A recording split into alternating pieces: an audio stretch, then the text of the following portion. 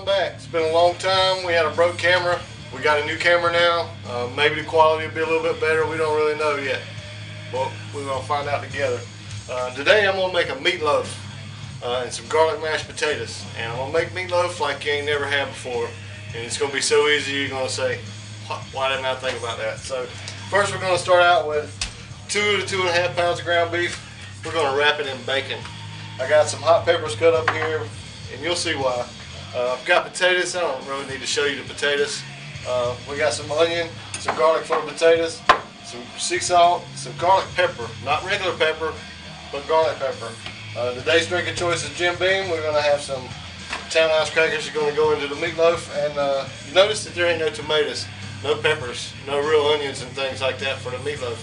I'll tell you why, because bam, we're going to put some salsa in the meatloaf, and it's going to make it juicy, and it's just going to be awesome. And so here we go. So shot time, welcome back. Cheers to you. Ah. Okay, so I got five nice large taters. I got them cut up in nice big chunks. Can you see that? Can you see that? Nice big chunks, because I like my mashed potatoes chunky. Go ahead and salt your potatoes now, right before you start them. So, because if you don't, they're just not going to be very good. Don't go crazy with it, but don't be scared to put a little salt in there. I'm not going to hard boil these because I don't want to boil over, and I got other things I want to do. So I'm going to turn them on to medium high, between medium and 3/4, you know. So 7 out of 10, we're going to call it that, or 6.5 out of 10. But anyway, yeah, so go ahead and put some salt in there, get your taters going. Don't be afraid to let them cook a little slower, because it's going to take the meatloaf a little while to cook too. You want to go ahead and get these going. And if they start to boil really soon, go ahead and turn them down a little bit and let them boil slowly. It's going to make them fall apart and stuff. But anyway, here we go. So it's been a while, and I just want to take this opportunity to say that I have got a lot of love and a lot of support for this Shot Time Shift thing I've been doing. And it's been a while, and when I made the announcement that I was going to make another, like I said, lots of love, lots of support. So this toast is for you. Cheers. Wow. Alright, so very important thing is I use Newman's Own tequila lime salsa. It's pretty mild, so that's why I got the little hot peppers from our own collection, a little dabs of carrot in there, because they're hotter than the hot peppers, just for a little bit of heat. But you can use whatever salsa you like. But my suggestion to you is always, and I mean always, strain your salsa. You know, you'll see the water coming out of that already. You know, open it up, pour it in there, give it a couple of minutes. Go ahead and throw that in there too. Doesn't really matter, you can throw it in an hour later, but I like to throw it in there now because I'm going to smash this around with a big wooden spoon, squish all the juice out of it, make sure that I get it good and juice free before I put it in with my meat. And if you hadn't tried this, it's not hot at all, but it is really good. And like I said, you can use whatever brand of salsa you like. It's got all the peppers, it's got all the onions, it's got all the tomatoes, it's got all those things already in there. Just get rid of the juice. Cheers.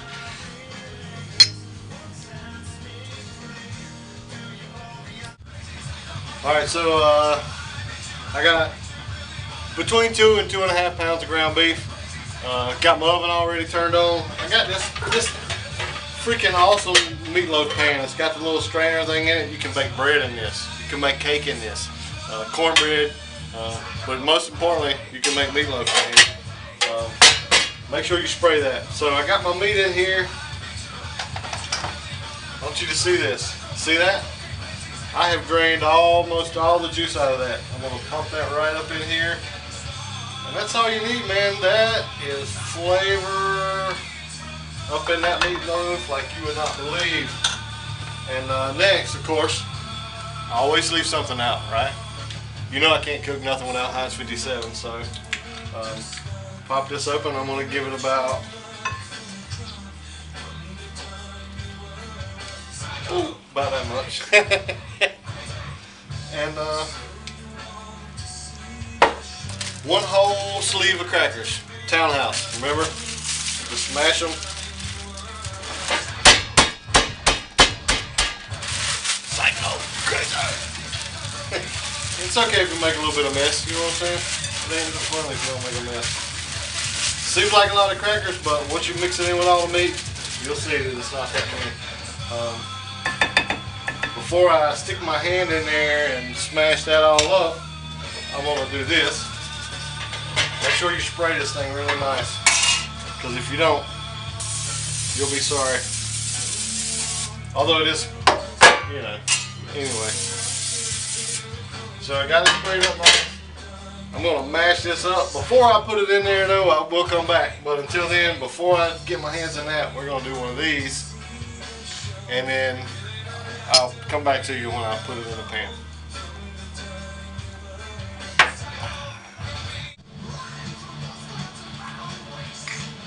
Back it up. Do what you got to do. Good? Alright, so I got my whole sleeve of crackers. I got 1 jar of salsa in there. Got it all kneaded up nice and nice and nice. Got my pan sprayed. I got my bacon laying in there. Zigzag, catty corner, back and forth, whatever you want to call it. That's alright. It ain't gonna kill me. If it does, it was a good run. So you get your meatloaf in here, you get it all smashed up, get it ready to go. Drop it down into your meatloaf pan. If you don't have a meatloaf pan, you can put it in any kind of pan you like. Just be prepared to strain the grease off of it. With this thing here, strains the grease out of it for you, basically.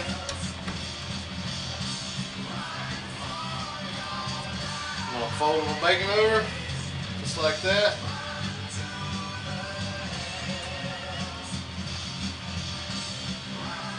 Sorry, it's supposed to be a little more decorative than that, but you know what? That's okay. Because, hang on, don't go nowhere.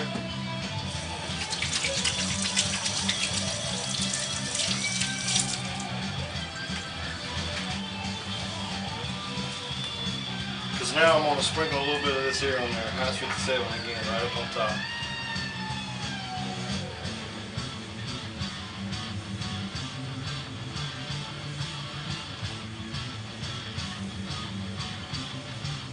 Not a whole lot, just a little bit. I'll take a fork and drag it across there. Try and make it look a little more decorative. And I got one last slice of bacon I'm gonna lay right up in the middle of that. Just like that. Now, 350 degrees for 35 minutes. 350 degrees, 35 minutes. Taters are cooking nicely. I'm about to turn them off. Okay, and then we're going to make taters next, but cheers. Showtime chefing.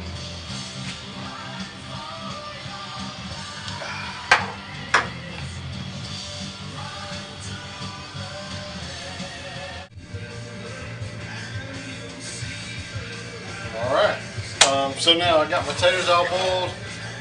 Like I said, big, nice, big fat chunks, because I like them a little chunky. So I'm going to mash them for just a little bit, partially, because I want them chunky. Alright. Then I got 4 big chunks of garlic I'm going to throw in here.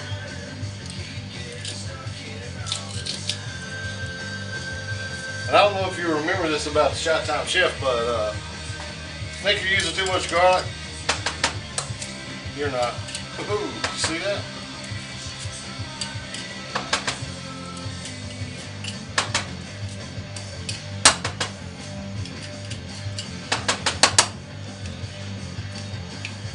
I'll flip this one time, give it one more squeeze. Okay, that's done. I'm going to blacken the top of this with garlic pepper. Okay. I'm I'm going to give it one more salting. Alright.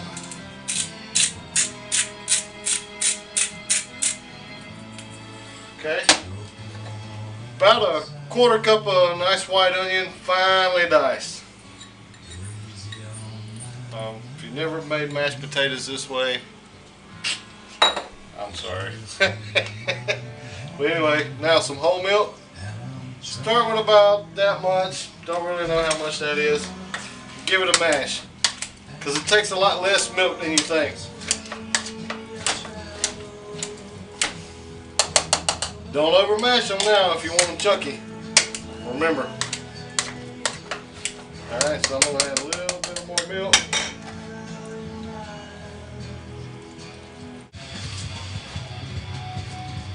Alright, so camera froze on us. We got it rebooted. Don't overmash your taters because you want them chunky. I like them chunky. Now,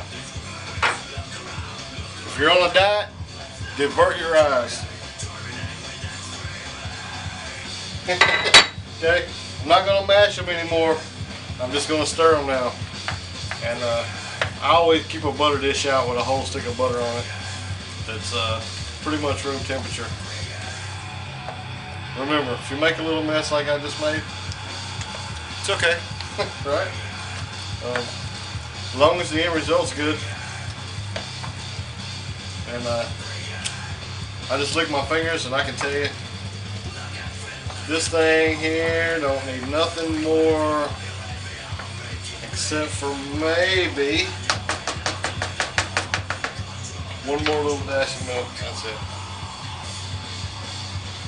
Remember, a little bit of milk at a time, because if you pour too much milk, you can't go back. But if you pour a little bit, you pour a little bit, you pour a little bit, until you get it right.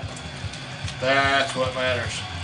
Look at that. Nice, chunky, peppery, salty, garlicky, oniony, freaking mashed potatoes. My God, those are going to be so good. Alright, so, yep. Lots of love, Shot Time viewers, followers, and friends. Yum diddly umptious. Yum diddly umptious.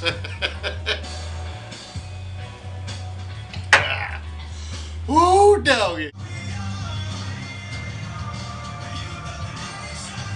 Alright, so just to recollect, meatloaf, garlic mashed potatoes. I got a can of baked beans going here. I got a tube of canned biscuits, because in everybody's life some canned biscuits live. One day I'll show you how to make homemade biscuits, but it ain't going to be today. Once again, I just want to give you the love and thank you for following the Shot Time Chef, and it is Shot Time.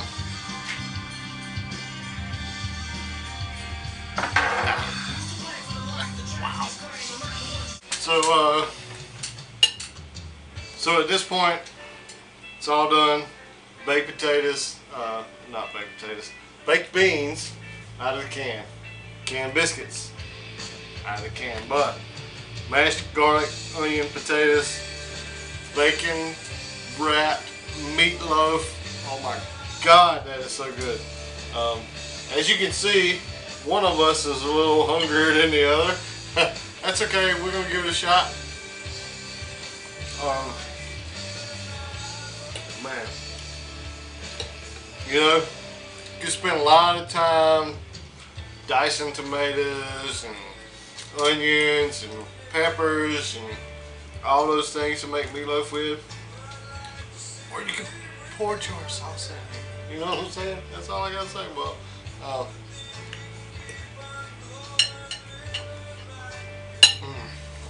Thanks for watching. We're going to do one more shot now, and maybe we'll do another shot when our plates are clean. Cheers to you.